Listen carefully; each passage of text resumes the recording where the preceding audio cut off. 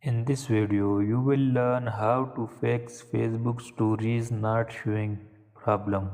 So let's start it. So first open Play Store in your mobile phone. Now search Facebook.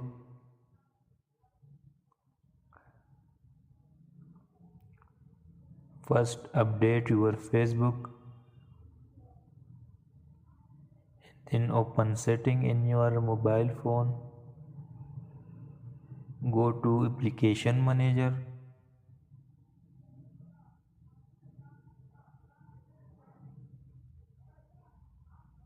Now tap on Facebook.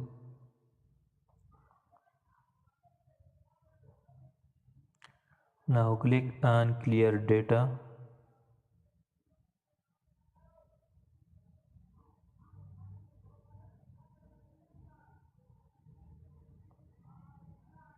And now go back, log in your Facebook account. Your problem will be solved. Thanks for watching. Like and subscribe our channel.